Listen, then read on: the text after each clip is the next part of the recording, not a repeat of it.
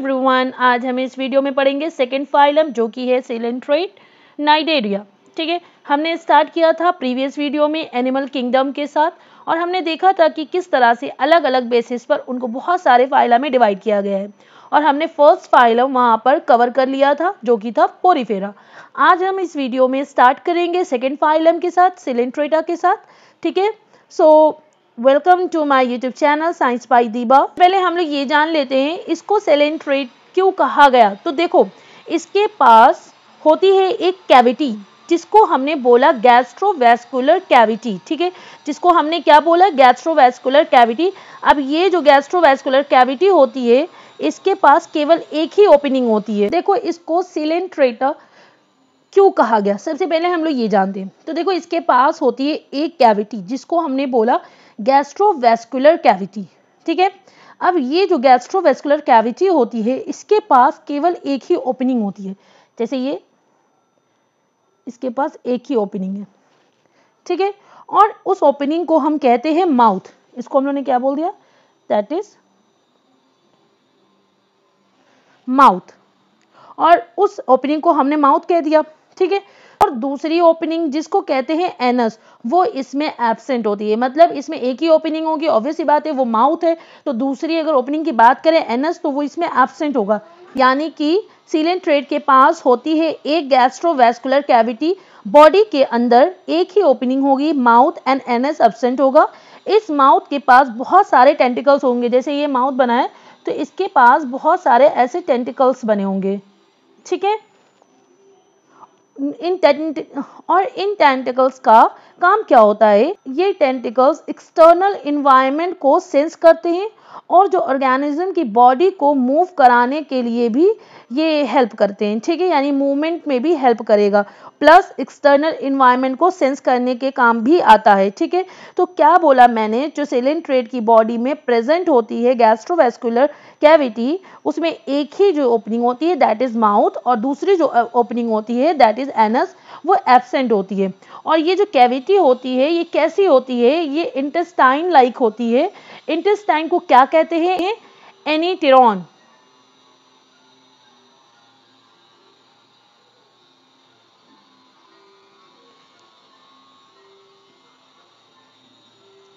ठीक है, कैविटी को क्या बोलेंगे, सील।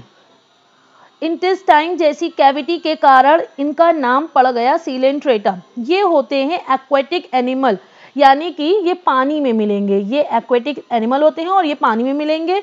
अब हम बात कर रहे हैं कि जो है सेकंड क्या है, टिश्यू लेवल ऑर्गेनाइजेशन।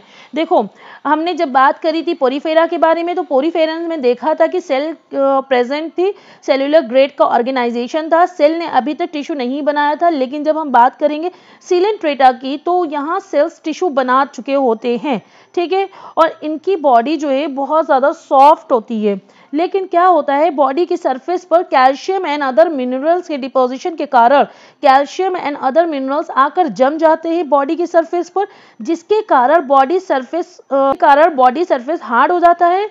और वो किस तरीके का काम करता है, एक एक्सोस्केलेटन की तरह काम करता है। ऐसा स्केलेटन जो कि बॉडी के बाहर हमने पढ़ा था।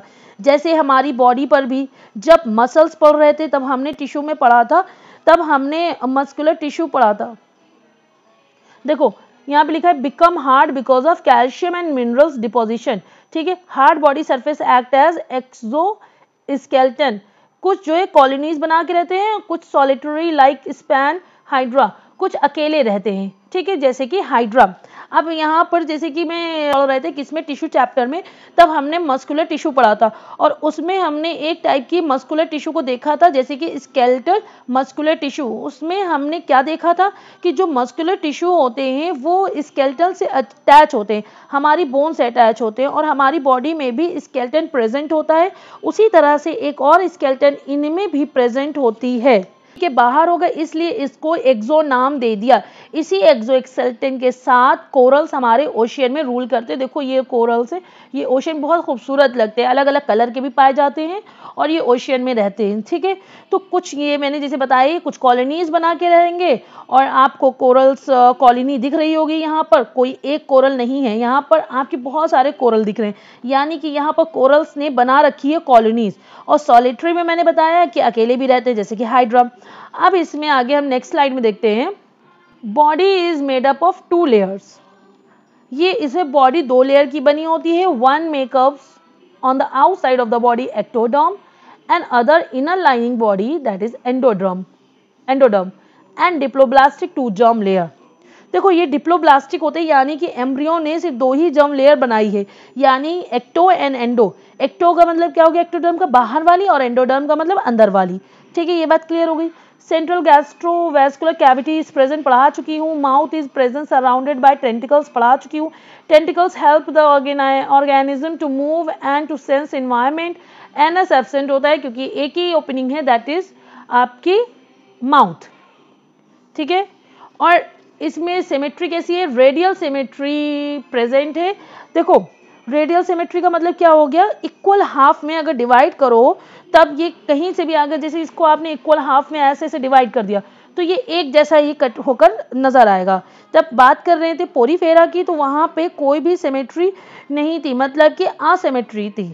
ठीक है, और इसमें आपने देखो यहाँ पे एनसीईआरटी के एग्जाम्पल दिए हुए हैं। हाइड्रा, इसको भी ऐसे कट करोगे तो ये कई आपको दिखेगा ऐसे, इसको भी ऐसे ऐसे कट कर दोगे। सी एनीमोन भी इसका एग्जाम्पल है, जेली फिश भी इसका एग्जाम्पल है, हाइड्रा भी इसका एग्जाम्पल है। Mostly marine are and some fresh water animals, सारे ज़्यादातर मरीन होते हैं यानी सॉल्टी वाटर में पाए जाते हैं और कुछ फ्रेश वाटर में भी पाए जाते हैं, जैसे कि आपका हाइड्रा। अगर आपको सो नाउ यहाँ पर मैंने सिलेंट्रेनाइडेरिया को पूरा कवर कर दिया है फाइलम। अगर आपको कोई भी इशू होता है तो आप कमेंट बॉक्स में या मुझे डीएम कर सकते हैं, मैं उसको इम्प्रूव करने की कोशिश करूँगी। एंड अगर आप मेरे चैनल पे नए हैं तो please like share and subscribe करना बिल्कुल मत भूलिएगा। And one more thing, bell icon को हिट करना बिल्कुल मत भूलिएगा, ताकि मैं आगे के जब भी कोई भी पार्ट डालूँ तो आप तक सबसे पहले नोटिफिकेशन आ जाए। Thank you so much and keep support me.